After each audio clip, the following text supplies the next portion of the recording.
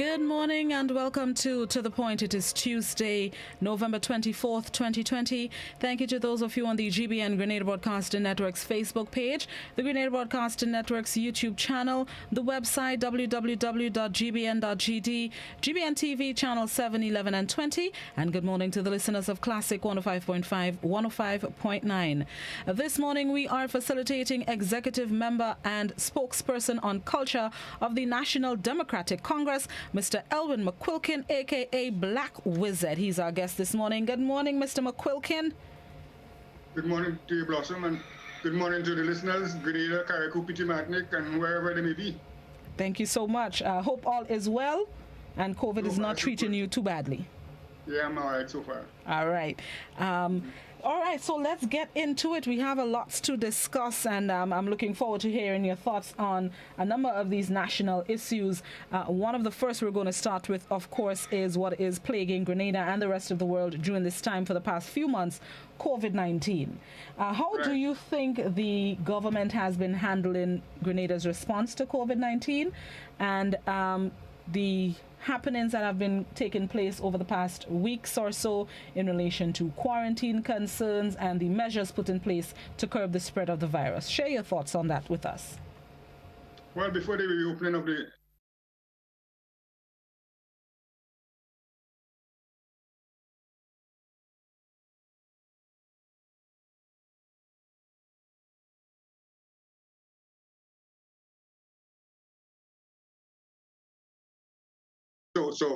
and that is because we thought they were very lax when it comes to the quarantine situation in terms of the security, for instance. Then the whole question of who goes into quarantine in government facilities or who go home to home quarantine. I mean, how do they decide that? We need to know that. I think the question of tracking, monitoring, and security, for instance, we need to have some answers in respect to those things. Because we see some gaps and some looseness in those areas. That's hence the reason why we moved from maybe 25 now to 41. It's not that the cases were here before; the cases were imported. You know, so it means then that something is wrong in terms of what we do at the port. And so even the Carriacou situation where we have the yachts and so, I mean, Grenada has a lot of inlets and bays and so forth. So we need some answers as to what is taking place with respect to monitoring people, yachts and so coming into the country. So what kind of provisions that we have, what kind of security measures we put in place. The breaching of quarantine has been a concern of the Ministry of Health, government, Grenadians. One of the measures that some people have said can stop that from happening, where we have that added concern or anxiety, is to close our borders.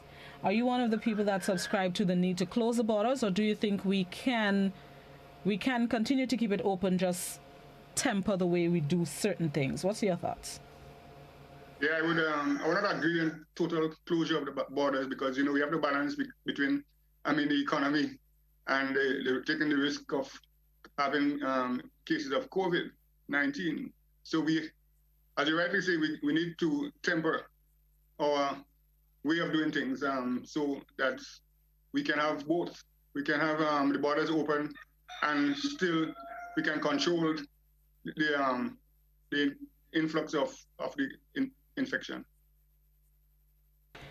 Speaking of our borders, the MBIA and the recent loan announced by government taken from the People's Republic of China for development of the facility. This is one of the situations that the NDC has been vocal on in relation to that loan. What are the latest thoughts coming out of the NDC's camp in relation to that? Well, I would expect that loan would have been applied for long before COVID. So in that respect, I think, well, it's developmental. So, in a general sense that we need development. But I think the main question here is transparency. The government hasn't told the people, the conditions, the terms and conditions of the loan. It hasn't been brought to Parliament, as a matter of fact. You know, so we want to know, for instance, the repayment of the loan, how long to take for us to repay the loan, and if we default, what would happen, and so forth. Yeah, so we need answers. We want to know about the interest rates, and and do we need, for instance, a hotel at this point in time? I mean, an airport hotel at this point in time, where right now, the hotel industry, the tourist industry is not as what it used to be. So we don't know how long it will take to get out of that. So we think that the government should look at the loan again. There are certain aspects of it that is important for the country, of course. But the whole question of, let's say, airport hotel, for instance, or the London Bridge, the bridge, whatever you call it, we don't think that is as necessary as an urgent right now. But generally, I mean, we are for development, but there must be transparency and accountability to the people of Grenada. If you had a say in it, where do you think $67 million loan can be spent? What areas do you think need urgent attention? Well, obviously, Go ahead. But $67 million, I mean, in a general sense, but maybe that loan was, I don't know if they can transfer the money to another project, because maybe the money is just for that particular project. But to answer your question in a general sense, well, agriculture, of course, is the backbone of the economy, especially in times like now. Then we have a lot of infrastructural development to do. Healthcare is also very important. So those three areas are very important: infrastructure, agriculture, healthcare. Those are very important areas and urgent. They have urgent needs. So we can spend it in those areas, and that they would generate employment. Of course, infrastructural projects are known to generate employment. But I cannot say that they could use the money for what they didn't ask credit for. Understood. Not necessarily that loan, but I mean any loan that they may be able to get, or if they had a choice of switching it, where you think it would be able to go? Well, those same three areas. Right. No problem.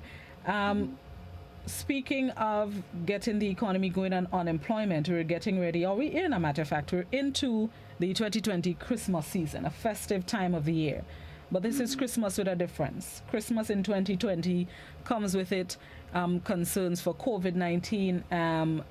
We have income issues with a lot of people now operating a Christmas, or now facing a Christmas season without a paycheck or slashed paycheck. And economy in these COVIDious times for Christmas 2020. What do you foresee may or may not happen over the next few weeks when it comes to the economy? Well, I think the government should have had a stimulus package for Christmas, because it's traditional that people want to spend a good Christmas. But despite the fact that things are tight, people always find a way to have a good Christmas. We have remittances coming from outside, even though that might be as what it used to be. But I believe that now is the time for a stimulus package for Christmas, so that we can have more economic activity. And it also would be down to the benefit of the government anyway, because the more spending you have, the more tax they would collect. So I think a stimulus package for Christmas would be a very good thing. What do you think that stimulus package should look like? Well, you cannot just give to the hotels, and so you got to give money to other sectors that would create employment, like agriculture sector, for instance. You got to, maybe the public workers, you'd have to, you owe I think you have people who owe, like public workers and teachers, and so you need to maybe give them what is due to them, so they have more money to spend. But some infrastructural project, not just the debushing, you could do more than the debushing in terms of infrastructure. You have a lot of infrastructural work to do around the country. So you can also create employment by putting money in those areas. But you have to put some money in the economy. Maybe people who are unemployed, for instance, you might have to have some unemployment benefits for them. So the same way, for instance, you had the money given to the hotel workers, and so you need to spread it around in a wider area. The argument could be made from government, we don't have money to give in a stimulus package. Where are we getting money in these COVIDious times to give in a stimulus package? How would you respond to, let's say, a statement made like that from any government minister, the Prime Minister, that they don't have money right now? Well, you have to look at other areas and cut back on certain areas where it's non-productive areas, where they spend money in non-productive areas, for instance. So, and cut back on those areas and spend money on areas that can stimulate the economy. So then, as I said, if you stimulate the economy and people have more spending power, then obviously all the money goes back to the government. You have to help small businesses and so, you know. I was having a conversation earlier this week with a group of business people, and the conversation really stemmed around the work that government is doing. And the consensus was election soon come. With the road projects, we have playing fields being constructed, we have a number of activities taking place, government spearheaded. Do you feel that kind of environment, that kind of energy, that 2021 might just be election year? I don't think so, because, you know, if we see those things as signs of election and something is wrong, should the government do?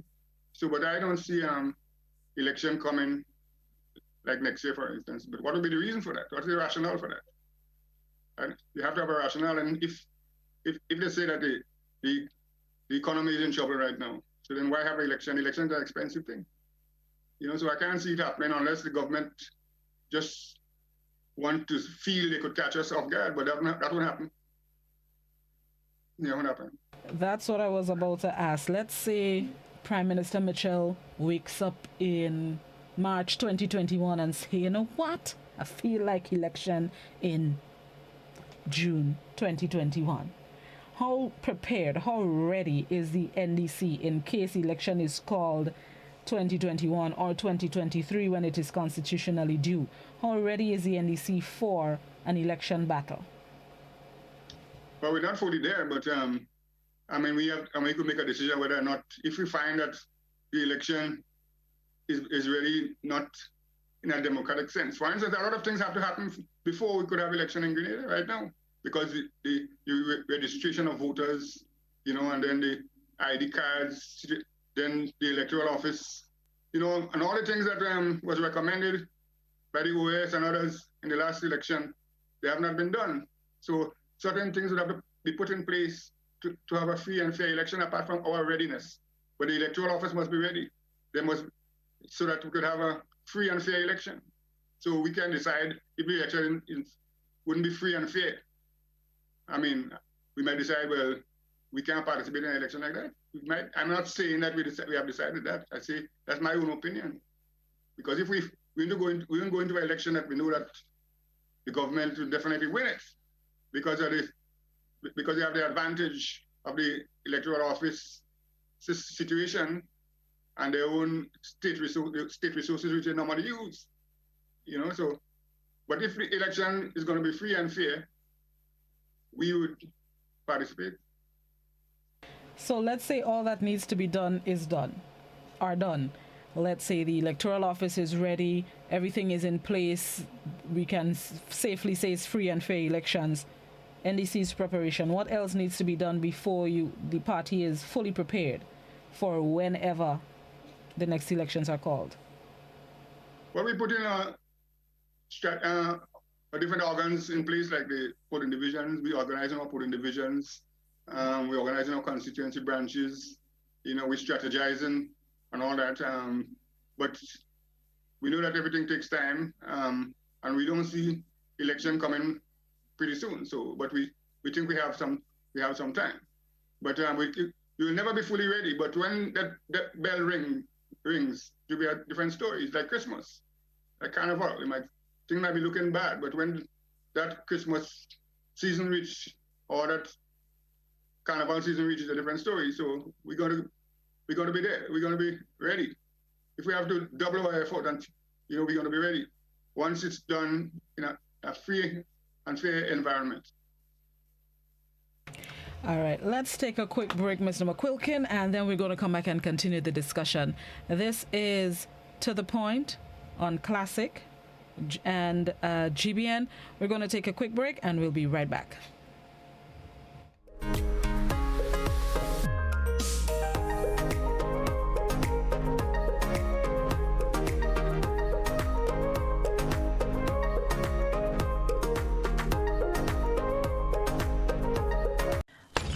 Barriers. Going beyond the ordinary. Examining the stories beyond what meets the eyes. GBN gets to the meat of the matter. Join us on GBN Television, Classic Radio, gbn.gd, or on Facebook via your smartphones and other devices. We take you beyond the headlines every Monday night at 8:30 p.m. We are GBN, rated number 1.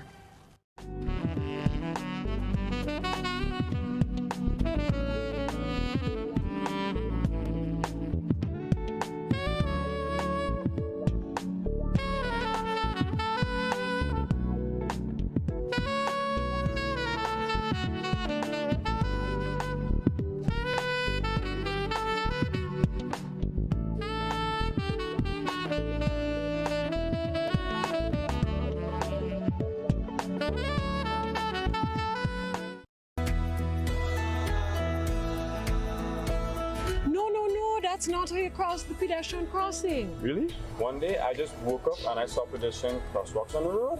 No one really showed me how to use them properly. Well, this is how it's done. You never cross before doing these things. They might save your life. First, when you get to the crosswalk, you stop. You look left, you look right.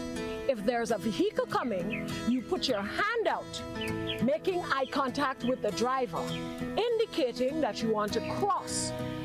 And only when the vehicle comes to a complete stop, you quickly cross to the other side.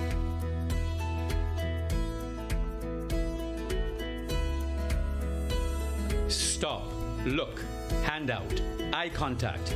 Wait for pedestrian to cross to the other side, then you happily continue on your journey. This message is brought to you by this group of insurance companies, the Traffic Advisory Body, and the Traffic Department.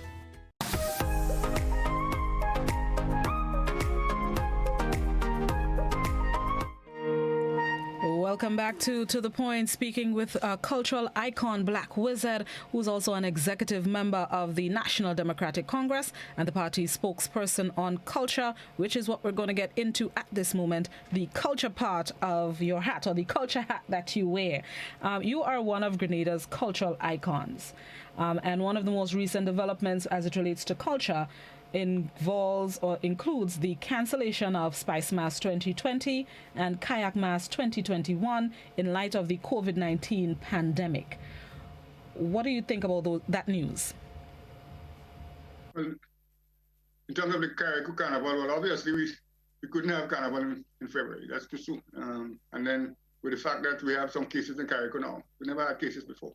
And Carnival, again, is something that you depend on people for coming from outside, whether it's from in case of Carriacou, whether it's from Grenada, right, or Union Island or wherever. But generally, you look forward to people coming from the United States and Canada and in Europe and so forth. So that's a no-no, really, in the circumstances.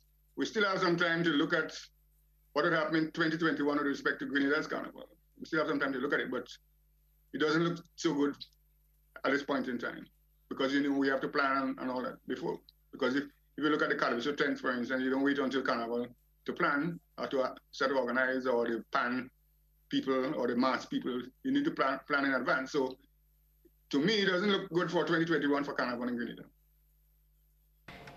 In the event that we have to cancel Spice Mass 2021, how do you think this would hurt, or if it would hurt Spice Mass, the product, the environment, as well as what can be done to, even if we can't have it on the scale that we usually do, is there anything that can be done to at least keep the culture alive or keep the flame burning? as it relates to Carnival? It has already hurt, I mean, the fact that we didn't have last year, it has hurt the economy for one thing. It has hurt the Spice Mass image, and also the artists, for instance. I mean, nobody speak about the artists, you know. Even in the stimulus package, a lot of Calypsonians, I mean, this is a time when they look forward to earning some revenue, but nobody talk about them, I should say us, but the whole entertainment industry, you know, and but we have to be creative probably and still do something to keep the culture alive. Nowadays everything is virtual, so we'd have to be creative and do something virtual,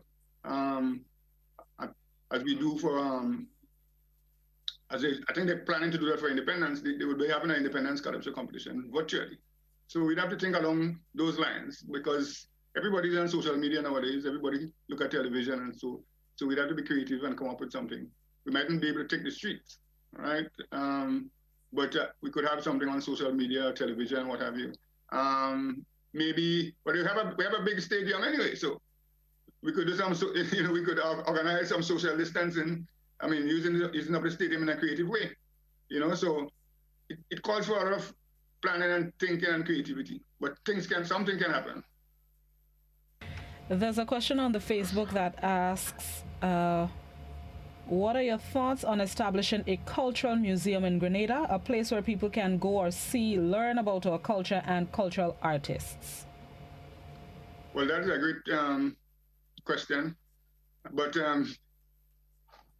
you recognize that we don't even have a museum, a proper national museum. You know, as a matter of fact, we should have a better building for what we call the museum now. I mean, that has outlived its usefulness, in my opinion. So, but we can have one big national museum and with an area for what the person talks about there, for the culture, But at the same time, how do you separate what you call culture from the rest of the things you'll find in a museum? You understand? So sometimes we do not define culture in its correct sense, you know, I mean, in its broadest sense. So it's not just about song and dance. Culture is not just about song and dance, but it also has to do with the other arts. For instance, if you have a stone axe from the indigenous people, that's part of the culture, right? So the whole museum thing is about culture, you know. So we can have one building where we could have areas for the performing arts, you know, and then you have fine arts, historical things and all that. But one good, huge building, and we could even have a place where, for performances, we don't have a good theater in Grenada yet. I mean, for performances for let's say the theater arts, you know. I mean, they have to make shift and all that when they go to the Spice Basket or the Trade Center. It's really, they have to make do with what the situation there, but we need a good theater. So we could have one building. You see, in Grenada, we build too many buildings, but we must build multi-purpose buildings. Take the stadium, for instance. The stadium could have had a theater there. Like in Trinidad, for instance, at the Hall of Justice, the bottom, we have a theater there.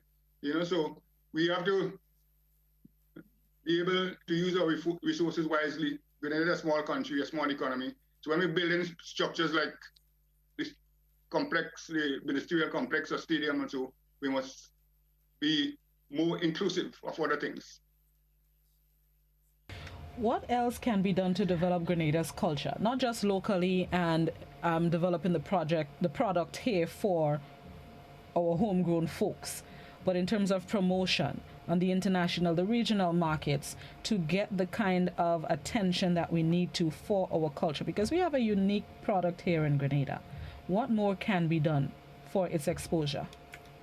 First of all, we need to define the product, you know, because sometimes, as I said earlier on, we talk about culture, but when we talk about culture, we just think about, if we're talking about the arts, it's a different thing. But when we're talking about culture, it's much broader than that. So we need to put things in perspective. Let's take, for instance, making oil long and eating oil long is part of our culture, right? so we could talk about that. But it's not just about song and dance. But we need to market. Well, we pay a lot of money to market tourism in Grenada, for Grenada. But so what do they do? What do they Or do they market? They just market the destination as a sea and sand, but they also have to market our culture. So that is where the emphasis must be, on marketing our culture, because sea and sand tourism, for instance, is not as what it used to be a long time. So I would put that on those of the Grenada Tourism Authority. They are the ones to do that. At this point in the program, I'll invite our viewers and listeners who may have comments, questions, queries, concerns for Mr. McQuilkin. This is your chance to ask them or state them. You can call us on the landline 435-2041. You can message us on WhatsApp. It's also 435-2041. Please, only written messages on WhatsApp. You can also post your comments, questions, queries, concerns on Facebook and YouTube. Let's go to our first caller. Good morning, caller. Good morning, Mr. McQuilkin, and good morning, what's your name? Mr. McQuilkin, you talk very, very good, very intelligent, number one. Mr. McQuilkin, a problem. If you in government, right, and a foreigner kill a Grenadian woman, throw her over a precipice, make some years in a prison, go away, go back to India, marry the Indian and bring her in Grenada and live in Grenada, and the family what you kill suffering. What you think should be happens about that person? In some other countries, they revoke the passport and send them back. But as in Grenada, what I noticed, that the prime minister, the ministers and them, they're not doing anything. This guy shouldn't be in Grenada. You can't come and kill a local and then come back and live in nice in Grenada, kill her in house and skim and throw her a precipice and go back and marry the Indian and bring her back here after you serve your time and you still have a passport. You think in America and them places that happen? What do you think that should happen about that? Thank you, sir. Thank you very much. First of all, that person should not have been seen the light of day. Should still be in Richmond Hill. You know, the person should still be in Richmond Hill. So there would be no chance of him doing what he did. I mean, marrying and going and come back and all that. Because if a brutal, I know the crime you're talking about. It was too brutal. And as a matter of fact, he was in a hotel, as far as I'm concerned. I went up there and I saw him. You know, he was in a hotel, he was in prison. So I agree with you. A situation like those, well, he can claim that he's a Grenadian citizen, but still you can revoke his citizenship. So I think I'm in agreement with you. All right, let's go back to the phone lines. Good morning, caller. Good morning. Mr. McQuilkin, I from the East and you from the East. People from the East always have good ideas.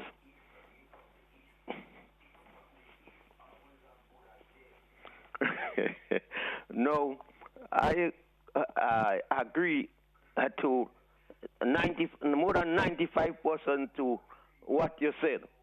No, it always bothers me that what do we mean by culture? We have a vague idea of the culture, and some people, maybe when they give in information about culture, for example, I could give one instance. Some people say that slavery was abolished in the West Indies or in Grenada in 1834. I don't know that. Anyhow,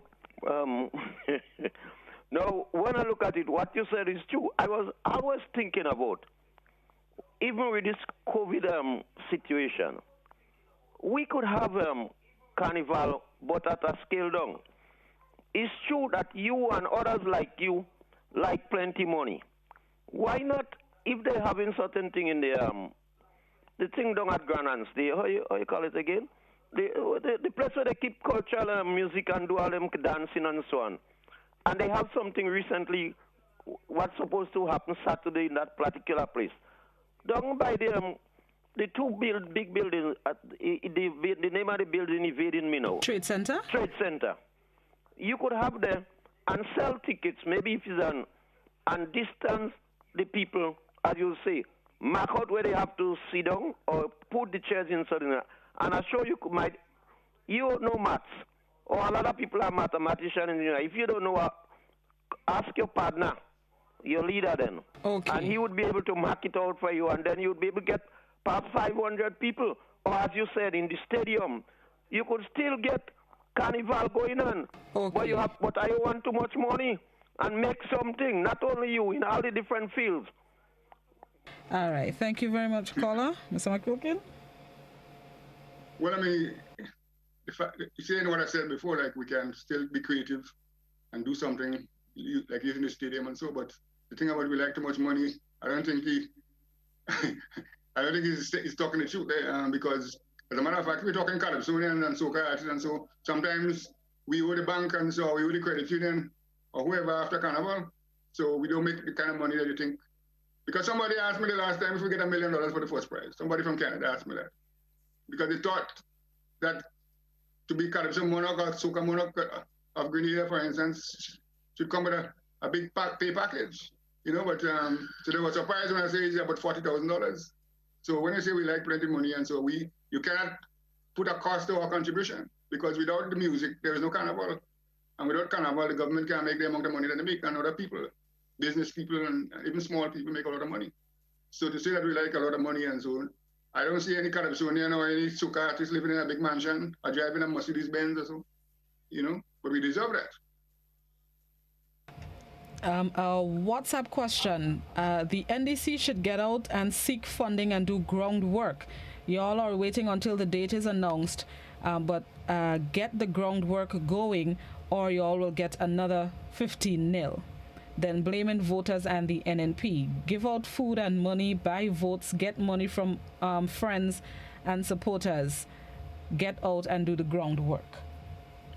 Well, yeah, I agree that you must do the groundwork. But, you know, we have challenges that the government doesn't have because, you know, food soldiers, for instance, you know, there's an atmosphere of fear, F-E-A-R, in the country.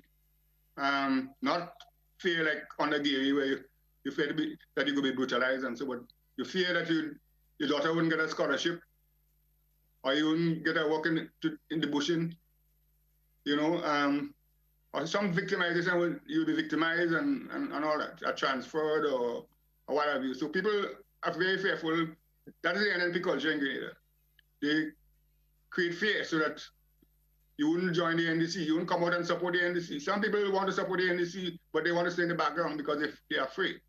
They're afraid that they would lose something or they would be victimized or punished. So that is the nature of NNP. And that is why, for instance, you would find you would have the kind of people that would want to come forward with talent and so to help to develop the country. Because NNP is not about development, NNP is about winning election. There's a YouTube question. Do you think the people of Grenada are ready for an NDC government based on their past performance? What is put in place that there will not be a repeat? Well, you can't always look at past performance, otherwise we never move forward. If we look at our individual past performances, and then we wouldn't be going anywhere but you move to change, you know, your shortcomings, get rid of your shortcomings, to better your organization, to better yourself. So we can't always dwell on past performances, but I believe that we have a good team. I'm convinced about that. And if we didn't have a good team, a team that is interested in the development, the genuine development, real development of Grenada, Carriacou, and Petit Martinique, I won't be part of that team. Genuine people. Most of our people are genuine people, especially in the leadership. So we know that we are the best party to run Grenada at this point in time. We know we have the best program. And we know that we have people competent to run Grenada. So that is why, as I said, I'm part of it. Otherwise, I won't be part of anything that is not good. That is not in the interest of the Grenadian people. Let me go back to the phone lines. Good morning, caller. Good morning. Give me a little permission to extend get a little 2 minutes more. 1 minute. All right. Mr. Wizard, you have a vague idea about large sum of money. You're thinking about thousands and thousands of dollars. You mean a man as you, if you go and sing and you get $250 for one appearance, and others like you think you know important in this COVID vicious time, you should have glad go and sing and make $250 a day. Who working for $250 a day? Sure, you may put out some energy, but that's why I say maybe you and others want too much. That is a large sum of money for a day. So do it and get $250. You could make it 10 times for the year. Get it and you see how much money you'll make. You learn, you get drip by drip. A little is a feast, It's true, you have plenty, so you don't need it again. Or you and the others have enough. Thank you very much. I don't know if I should respond to that because, I mean, when they're planning if they plan carnival within the COVID situation, as you would say, Blossom, then we look and see what compromises we can make. You understand? But under normal circumstances, we don't not treat it fairly. So I don't know what point you're trying to make. Somebody on WhatsApp is asking, I have been hearing from a lot of NDCites that the Electoral Office has to implement recommendations from the OAS and CARICOM. What are 3 of the recommendations? I've never heard any of the recommendations mentioned, only the NDC saying the word recommendations. Can you please enlighten me? Well, I mean, first of all, you must have, I'm speaking out of my head, but for the Electoral Office to be competent, you have to have enough time for proper registration of voters. You must have good supervision of the process. It must not be tainted by the politicians, for instance. And the workers must be trained, for instance, properly. So that on election day they can carry out the duties. I mean, the workers of the Electoral Office, and they need to have transparency. So that we can see that what they're doing is above board. Because if you look at the present situation with the registration and the ID cards, people have a lot of complaints. And then the question of boundaries. You got to look at and the question of people who buying passports and coming and vote in Grenada and voting anywhere. They're going to any place they choose to vote. They don't live in Grenada, but they come in and vote where the government tell them to go and vote. So I don't have the complaints in front of me, but from my head, those are some of the things I think we have to look at, and Hello, good morning. All right, let's go back to the phone lines. Good morning, caller. Well, at least luckily we've had a campaigning for election. I wish him all the best. But let me tell you something. I naturally keep me dead, man. We need change in this country. We need change. But you see me, I will never vote for the NDC. Anyhow, thank you. Okay. Which? Yeah, go ahead. No, I was going to ask if you have frontline politics dreams. Would we ever see you contesting a seat? I know you're an active member in the South. Mm-hmm. But I'm right now, I'm back in the country. I'm in St. Andrews, Southwest. Okay. That's where I'm from, Ladi. So would we see you, let's say election is called 2023, would we see Black Wizard on a ticket? It's not impossible, but I wouldn't get up and say I want to run for election without having the support of people in the community, in the constituency, or the party, as a matter of fact. So if enough people feel that I should do so, and the party feel that I should do so, then I'll do so. All right, back to the phone lines. Good morning, caller. Good morning, and how are you? I'm good. You're very good? Yes, I am. I ain't good at all. Why not? Tell Black Widow to stop wasting time. And you should do the same as well. All right, there is a question on the WhatsApp that is asking, what is the culture policy of the NDC? The culture policy? Well, that's a very broad question, but I could tell you what we're going to do. For instance, as I said, we got to put it in perspective, but let's talk about the arts. Let's talk about the arts then, because, so first of all, we need training.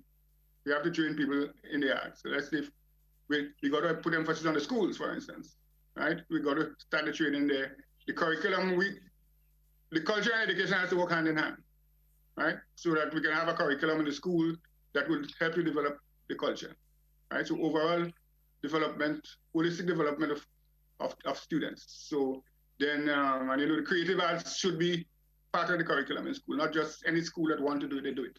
but we have some areas like in Boca, and so we see some music and so been done there. Not every student is a so-called academically inclined, so we have to provide for every student. So in terms of the arts, we have to start with the schools. But on a wider scale, as I said earlier on, we need to have a home for the arts. Whether it's part of a museum or what. We must have a good theater, for instance, for the performances. So then if we go to the Department of Culture, for instance, we have to make sure that they have proper staff. The staff there, I'm not sure that they have the right staff there as compared to what we used to have in the past. Then we have to look at the community. Life in the community nowadays is very dead. So we got to bring back some community life through the performing arts. So whether it's folks singing or whatever, drama, we got to bring life into the community. That's how we're going to bring back life in the community, through the arts.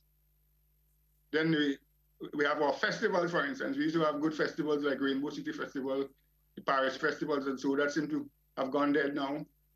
We had something called the National Folk Performance Company, or the National Folk Group. We need to bring back that. I mean, that was a treasure. That should not have died.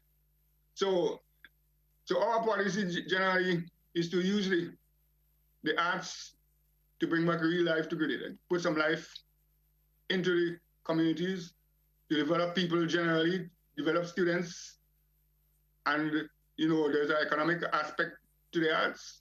For Carnival, for instance, Carnival is an economic activity, apart from linked to linked to the culture.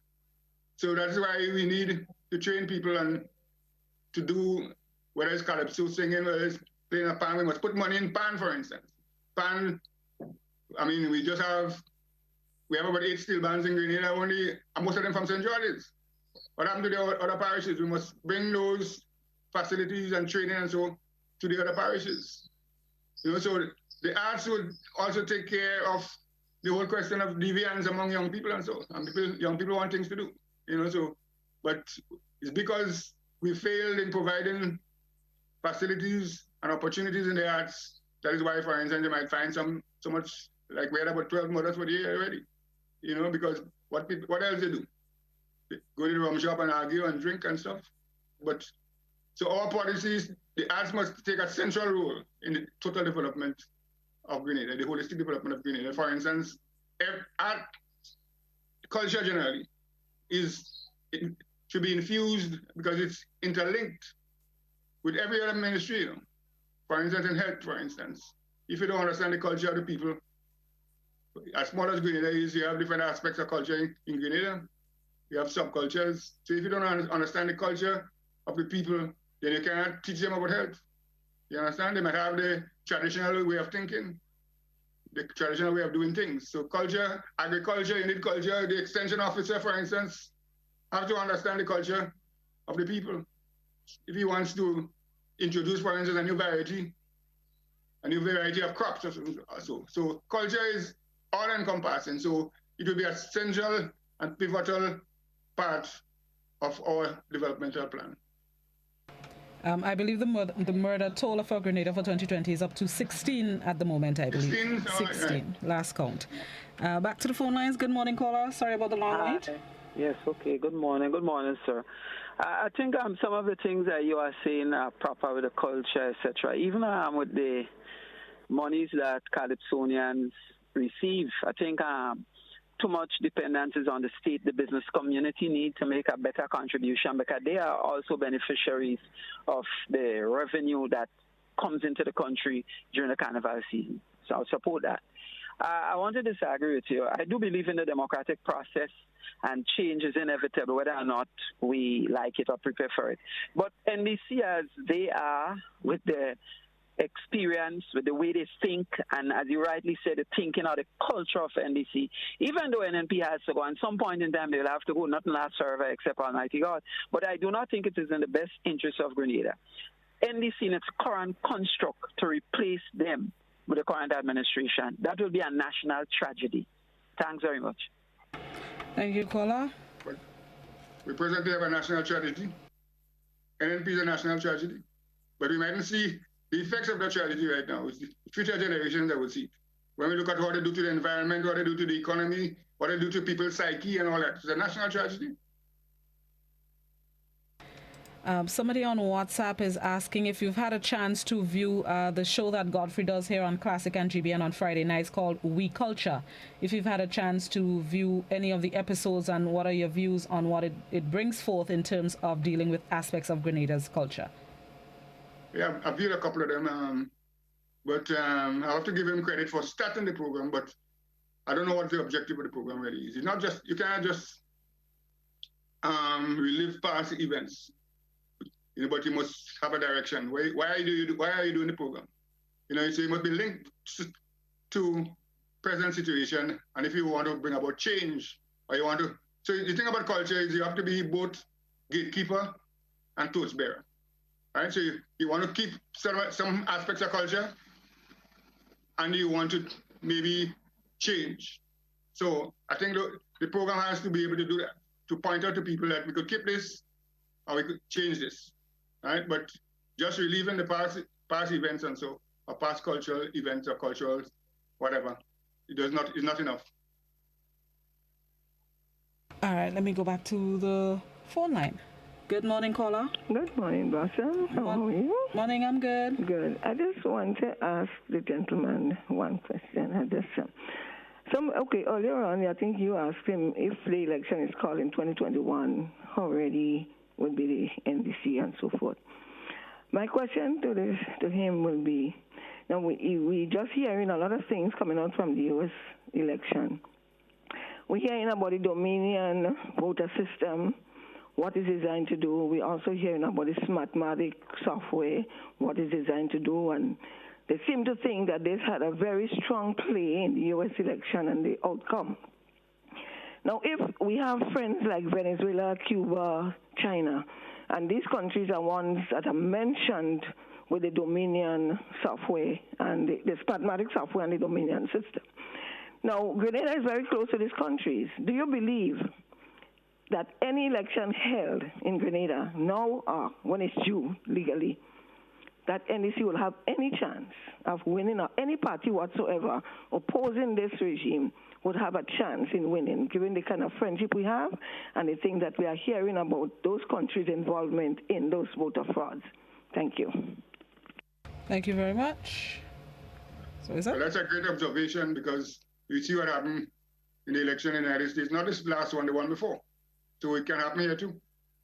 So I just answered that way, it can happen here too. There's a Facebook question. Last year, following the cancellation of Spice Mass 2020, this year, following the cancellation of Spice Mass 2020, we saw people took to the streets and demonstrated their frustration after being in lockdown for many months.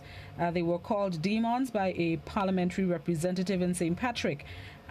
What you think the Minister of Culture can do to avoid another Carnival Tuesday Juve being held in defiance? That's a difficult one, because what we in NDC, we support law and order. So we're not going to support anybody breaking the law. But at the same time, you see, culture has a way of manifesting other things, not what you might see, like not just a jab rebellion, but a youth rebellion, really, because, the rebellion about other things, in the country. So not just about they want to play mass because Carnival is a time to vent, and they didn't get the opportunity to vent. But to answer your question, is a difficult one. So, but we need to have dialogue.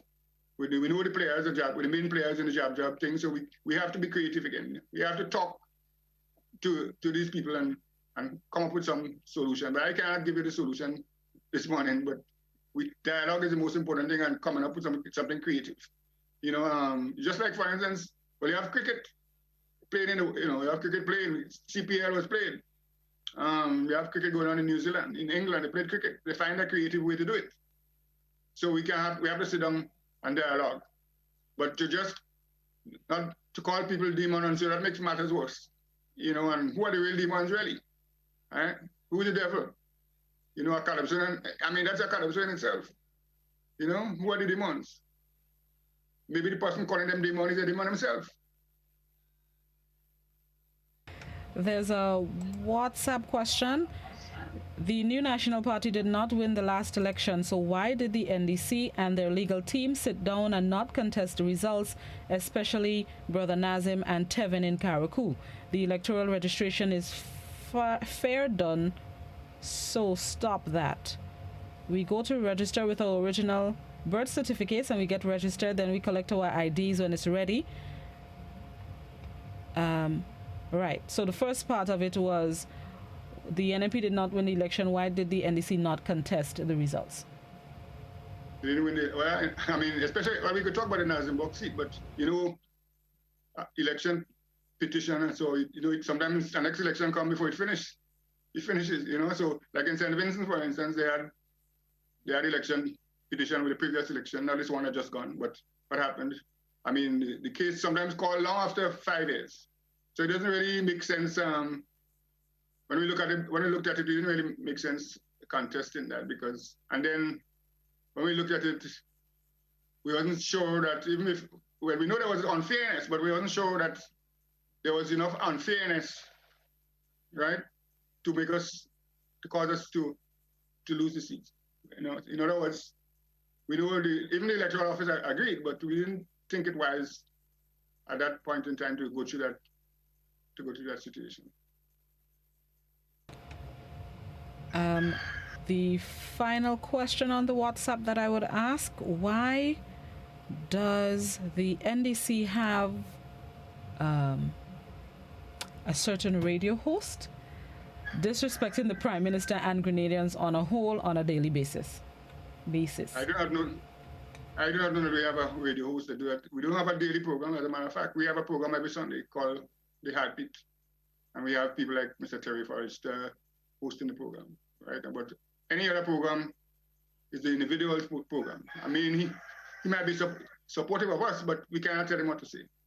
We cannot tell him what to say and what not to say. So it's not an NDC program. This program is paid for by people who contribute to it. We pay for our program on Sunday. Any final thoughts as we wrap up the program this morning? Well, I just, not really a thought, but I just want to ask people to get registered